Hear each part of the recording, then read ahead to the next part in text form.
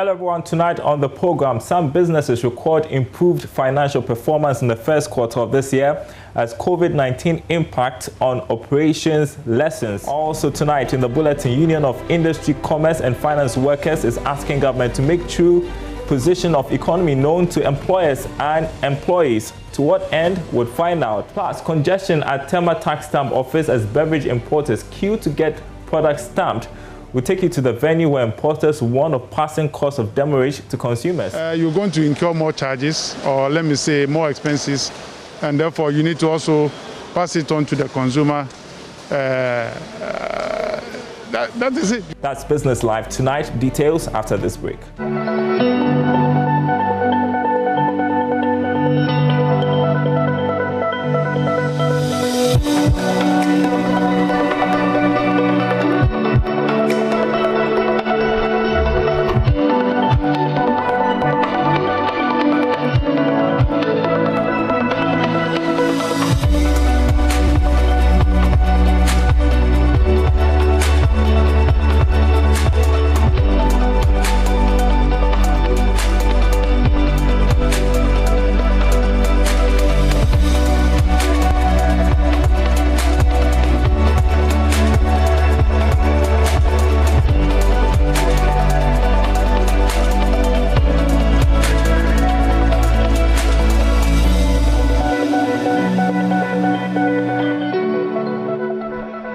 Also look at your commodities tonight. Tonight, to begin with, some businesses have begun seeing improvement in their operations following improved first quarter financial performance. This comes a year after COVID-19 hit the world, with this attendant effect on the Ghanaian economy.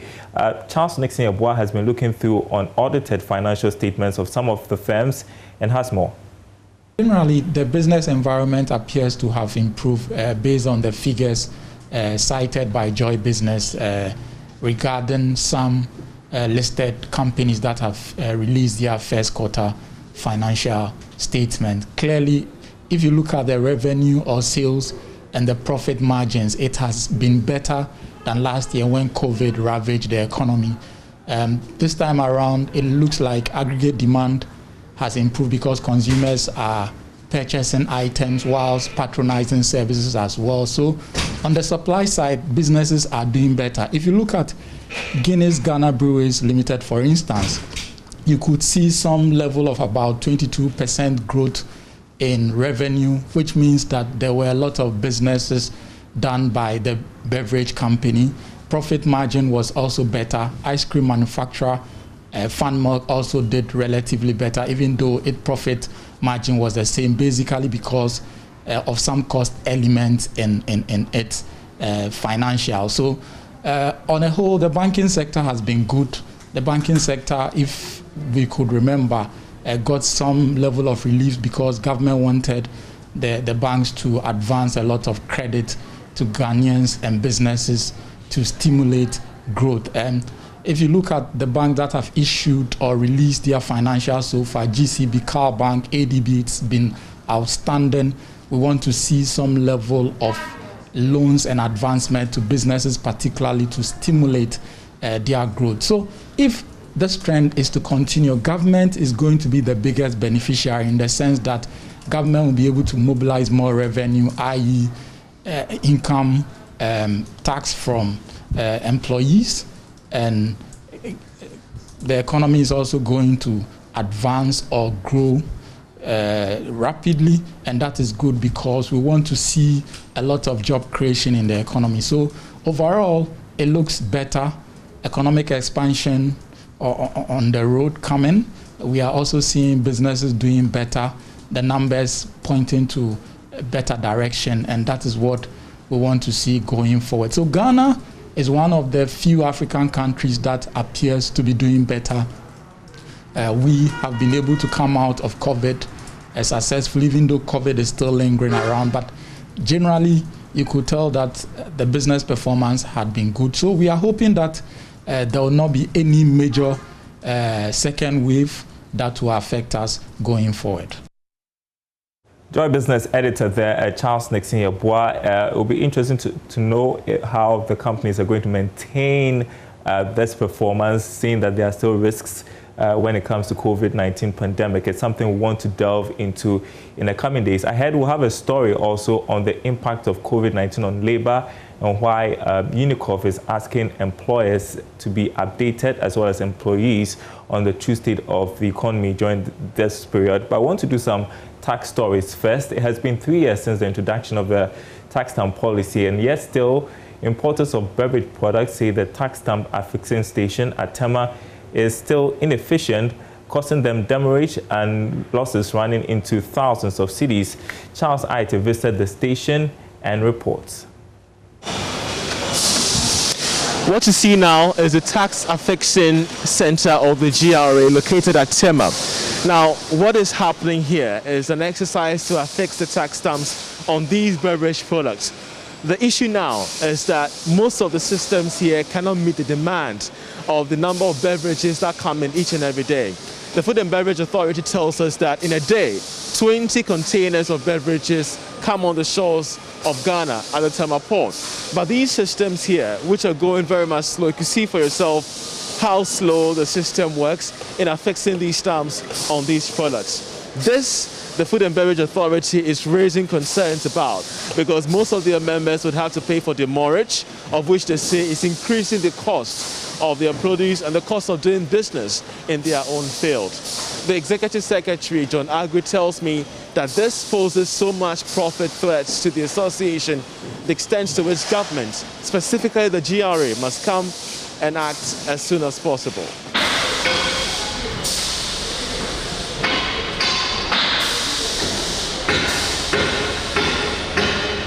Well, what I'm seeing here is a mix of different things all together. And looking at the facilities as we have here is what we saw at the beginning of the inception of the tax stamp. So you feel nothing has changed? Nothing has changed, and what we see here is the same facility that we see.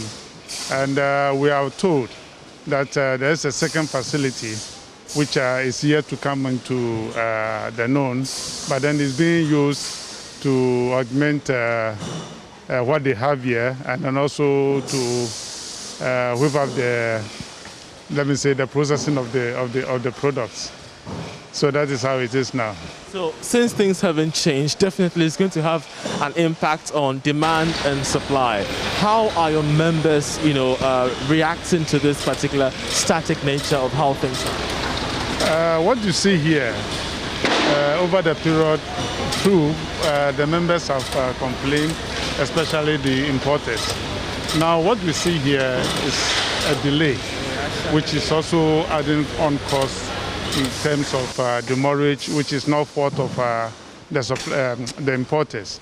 Now, what the GRA is telling us is that if you look at the demand for affixing the stamp itself, because now it has invariably you cannot sell your product without affixing the stamp, and therefore the challenge of getting the stamp affixed on your product is in high demand. The queue itself is being formed.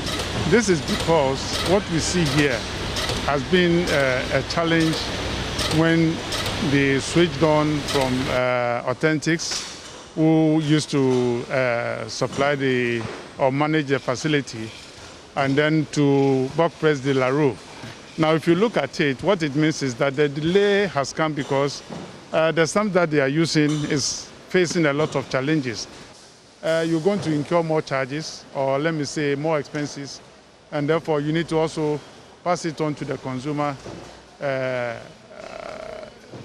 is it. You need to pass. Don't you think that is a case of what is happening now? Now that is how it is, and therefore if importers will have to bear the cost or refraining from increasing the cost because maybe they might considering the situation as being temporary. But for importers or the businessman, we don't have time to waste. All that we want to see is that the business is running and is going smoothly. Any delayance is a cost to consumer cost, and therefore we don't expect this thing to happen at all. Do you feel that most importers might be thinking that Ghana wasn't really prepared for this initiative? Looking at what is happening now. Well, initially, we have requested for digital stamping. If you look at it, digital stamping for industry, which is much more easier, and then the importers will go on affixing the stamp. We thought perhaps by now the facilities will be expanded, and therefore there wouldn't be any delays. So far, agents of the Ghana Revenue Authority working and supervising work at this particular facility say that plans are far advanced for the establishment of complementary services across the regional capitals. What this means is that importers will not have to be waiting here for their products to be affixed, as so much demand is high in this regard. But for the Food and Beverage Association and members of the association, time is of the essence. The more the products wait in line to be affixed with tax stamps, the more revenue they lose out of this congestion. I'm Charles Aita reporting for Joy Business. And we certainly don't want to pay extra for our beverage products. Tonight in the news as well, the National Insurance Commission, in collaboration with the Motor and Traffic Department of the Ghana Police Service, is set to begin an aggressive campaign to clamp down on vehicles with fake and invalid insurance policy stickers. Now, according to Deputy Commissioner of Insurance, Kofi Ando, there are many vehicles, commercial and private, which ply the roads without any form of motor insurance, whilst others, which appear to be covered, have fake or invalid policy stickers. He spoke to my colleague, Bismarck Ausa. Primary role is to indemnify victims of accident when the accident has occurred. That is really the primary role. But it is victims of accidents involving vehicles which have been insured. You accept that one. So if the vehicles involved have been insured, then the accident victims are entitled to insurance, and therefore it becomes a primary responsibility of insurance to process and pay. If the vehicles are not insured, that becomes another issue. Watching the documentary, I saw a couple of people who said we couldn't get any compensation because they said the vehicle was not insured. So that is a big problem that we should all aim at. Make sure that all the vehicles on our road are appropriately insured. Nobody is saying there should be an accident, but from the crash documentary, we saw that accidents do occur. In fact, they are occurring way too fast than we want. So it is important to make sure that we get all vehicles on our road insured. That is the first thing. The second thing is that as much as possible, we need to also take steps to begin to lower the rate of the accident on our road. And it is important that a lot of recommendations were made and the NIC fully supports all of them. We need to look at our roads. We need to look at big trucks which get stuck in the middle of the road. We need to look at the Okada thing, the motor riders. We need to pay attention to the details that were mentioned in there, and that will help us to bring down the rate of the accident on our road. We are trying to deploy the gutter phones and getting the police to check the vehicle on our roads and see whether they are insured or not. It will be good to sort out those vehicles that are not insured. It will be good to name and shame them, especially the organization one. But more importantly, it will be good to get them to change their behavior, to go and actually take insurance so that they can protect people who use the road and people who use those vehicles in the road. Now, the Union of Industry, Commerce and Finance Workers wants government to make the true position of the economy known to employers and employees. Following the COVID-19 pandemic, it is also urging employers to consistently dialogue with workers to prevent labor agitations. This, the General Secretary of UNICOF, Senanu Amegashi, believes will improve the labor environment. Here's more in this report. Secretary of UNICOF, John Senanu Amegashi, believes this will improve the labor environment. According to him, knowing the state of the economy will help employers and employees to plan for the future. Government must also lead the way to let us know the true position of the economy as to what we should expect as citizens, so that when we also sharing, then we know the right information to share. as well as workers and employers. They must also engage. If, for instance, in a particular company, there are challenges, don't keep it, let us share together. For instance, during the COVID period last year, we engaged our management partners to ensure that the little that we can share, we share them to enable our members keep their jobs. If management was both to share the information with us, then we should also be a bit reasonable in our demands. Mr. Amegashi also called for consensus between government and relevant stakeholders on whether or not to increase the national daily minimum wage following the impact of COVID-19 on the economy. He, however, wants a marginal increase in the minimum wage to ease the burden on employees. The government had directed that the bank should not pay dividend to shareholders. They had taken this decision just to support the operations of the business.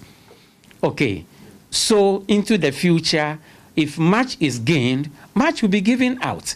So that is one thing that we need to applaud the government for.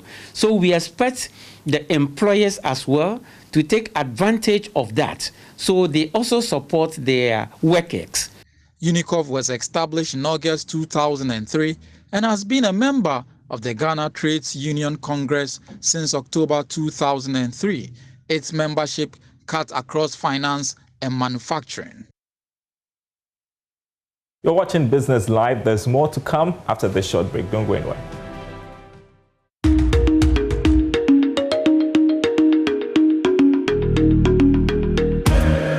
We've dealt with a number of topics, but today we want to look at one of the ways you can use to identify if this investment scheme is fraudulent.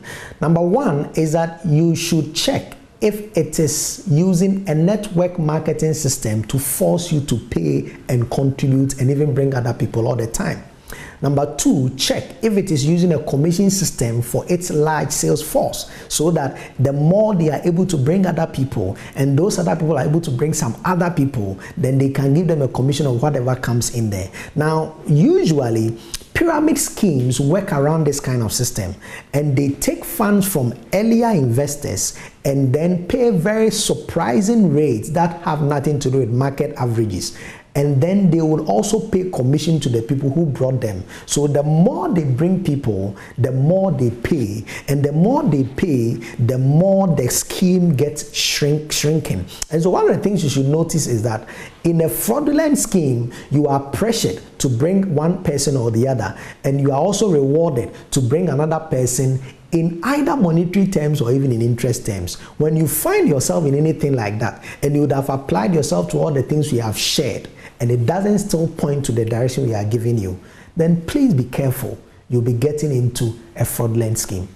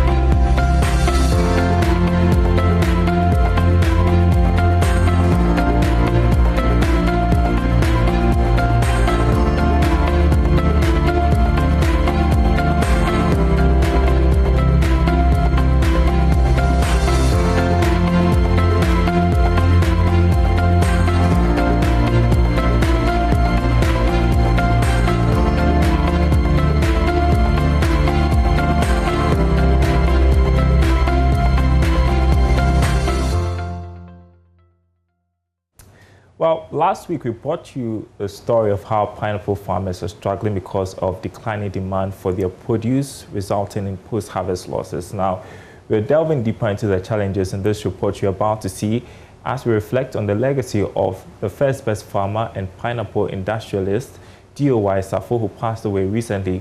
Here's Charles Ayate's report. Sudden varietal shift to the Del Monte Gold Invasion MD2, the Costa Ricans took over the European pineapple export market, which hitherto was dominated by Ghana and other African countries. This resulted in a significant decline in Ghanaian export shares, while Costa Rica continued to rise as of the new market leader of fresh pineapple in the growing European market. In the pineapple, you have to what? Export every time. So he was planting every day. Every day he was planting in the field. That means he need a lot of people to help, in the planting and other things. So at that time too, now we don't have an expert in Ghana, those who support you to grow the pineapple. So Mr. Safo was one of the few pioneers who brought people from outside. I mean, expert it. He brought a guy from Guinea to come and help in the production. That in Ghana, only few. So most of the other commercial farmers will get people from outside to come and help them. As a result of this MD2 invasion, more than 500,000 smallholder farmers who contributed between 35 to 50% of the export volumes of pineapple before 2004 lost their jobs. The high cost of investment into the new variety and issues of diseases, among others, made it very difficult for many to get back into business. We've come to one of Ghana's largest pineapple plantations, Koranko Farms, located in the belts of Nsawam in the eastern region. This is home to Ghana's extinct pineapple species. Emmanuel Cranton is MD of Koranko. Okay, apologies about that. We'll bring you that story subsequently and hopefully online too. But before we go, let's look at what is trending on our website, myjoyonline.com. That's where you can get the day's latest stories. Always check it out, myjoyonline.com/business. My name is Darryl Kwa. Thanks for watching our program tonight. We're back same time tomorrow.